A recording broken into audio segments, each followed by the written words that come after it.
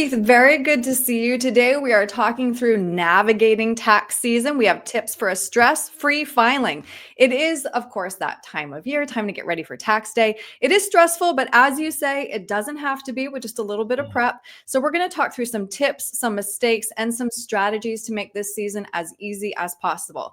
First question then, what steps should clients be taking now? It is early February to ensure that they are ready for tax day.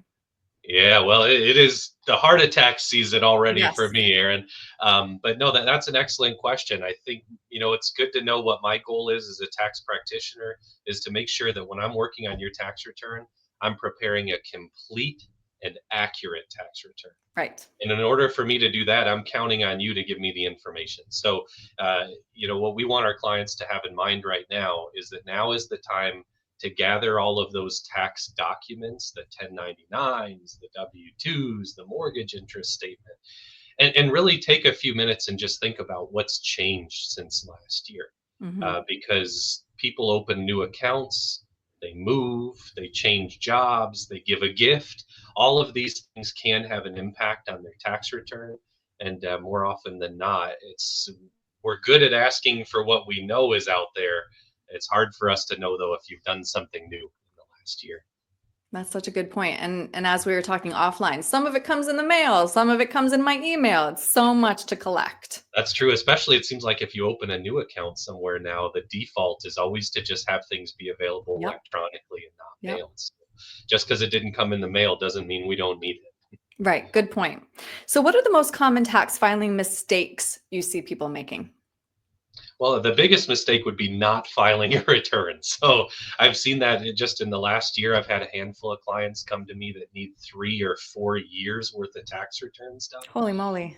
Yeah, and that problem really begins with maybe putting together a return and having a balance due and not being able to pay the balance due. So then just reasoning, well, I'm better off not filing this. No, it's a horrible solution. So people go to jail when they don't file. They don't go to jail for not paying. So always file a return on time. That's step number one.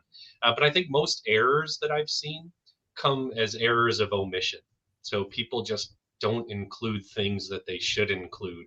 And even professionally prepared returns, we can do that. If we don't know that a client did something new and then they didn't tell us that they did something new, we often don't find out about that for a year or two until it comes down the road when the IRS sends a matching notice. Hmm. But I think probably the third mistake, and I know I have a biased opinion on this, would be doing your own taxes.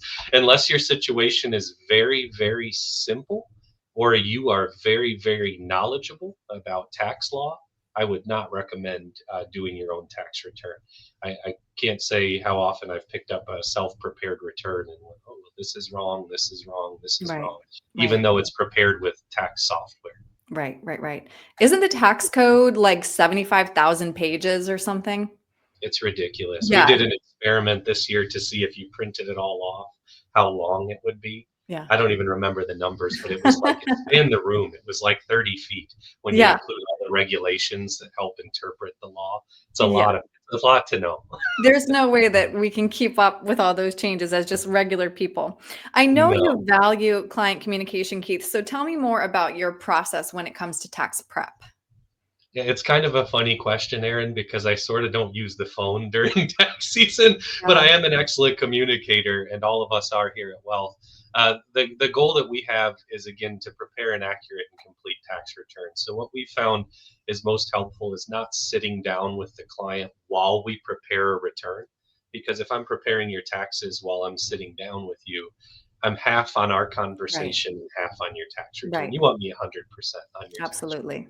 So our system is such that our clients drop off their tax documents along with a questionnaire and a tax document checklist that we provide. And then as soon as they drop off in person, mail in, or securely upload, we begin tracking their tax returns so that nobody falls through the cracks. Their information comes directly to me. I reach out to them as I'm working on the return with questions, requests for missing info, all that kind of stuff. But I Mhm. think the real gem of our communication process comes at the end. Right. Most practitioners, they give you their tax return, or even if you're doing it yourself, you see it this way. This is what you're getting back, or this is what you owe. and there's maybe not even an explanation as to why. And there's definitely no planning for next year. But one thing that we've kind of pioneered at the end of the engagement is we put together a review video that gets sent to every client so that they can see in this video not just the results, but what drove those results. And then that's where we do our planning for next year. So if you need to do something different to position yourself better, we provide that at the time. And then we're available to year round as life changes. A lot of our clients obviously coming up on retirement or in that transition phase where maybe they're changing their employment and beginning to take a little retirement income. We navigate all of that in real time as clients need help. Hmm. Hmm. You are also known for helping people solve complex financial problems. So, how do you stay up to date on all of this? How are you sharpening your tax knowledge? Well, I'm kind of a nerd, Aaron. That's Yes, that's we the say that one with way. love, though. Yes. But yeah, any licensed tax pro. So, like for example, myself, I carry the federal license, the enrolled agent credential. Perhaps you've heard of a state licensed Hmm. CPA Hmm. or an attorney. Any of those folks, if they work in tax, they're required to take a minimum amount of continuing education. I've never even paid attention to what the minimum is because if there's something that I see being offered as a webinar or a seminar and I don't know it, I usually sign up for it to learn it. I just really love this stuff. But when I was in college, I was torn. I was either going to be a teacher or an accountant. And after several years of being an accountant, I said, hey, why not do both? So for the last 8 years, I've worked with the University of Illinois. We have a tax school where we teach other practitioners. So we have 4,000 students annually come through the Wow. tax school. And those folks keep me sharp with their questions. But also, as we prepare these blue and green books back here, are the federal tax workbooks. So we make a textbook every single year. And I'm one of the peer reviewers there. So I work with other practitioners around the country to make sure that that product is good, but then also that we know what we're talking about when we go on the road and start teaching it. So that's one thing that I do. And then obviously, just throughout the year, as tax laws change all the time, this year especially, it's going to Yes. happen. Yeah. I'm always just trying to read and stay current, you know, Hmm. unlearn what no longer is applicable, learn what I need to know to Hmm. position my clients. That's great. I love that you're teaching too. That's really important. So I know you know this can be so stressful for people. How do you help mitigate that stress? What is the value in choosing to work with you? Yeah, that's a great question, Aaron, because I don't often think about it as stressful, obviously, because it's what I do. You prepare Yeah. hundreds and hundreds and hundreds of returns for several years, and taxes just become something that exists and something that you do rather than, hey, this is real life for people, and they really worry about it. So I thought about what does cause me stress is, let's say I'm driving down the road and my check engine light comes on, or the car starts making weird noises. I don't open the hood and start tearing into the car to try to fix that. Instead, what causes me to de-stress is I drop the car off at the mechanic, and I know that my mechanic and I have a great relationship. I know he's got my best interests at heart. So I know he's going to charge me a fair price, provide a great service, and when I pick up my car, it's back in working order. We really try to do the same thing for our clients. Tax planning is at the center of what we do at Wealth.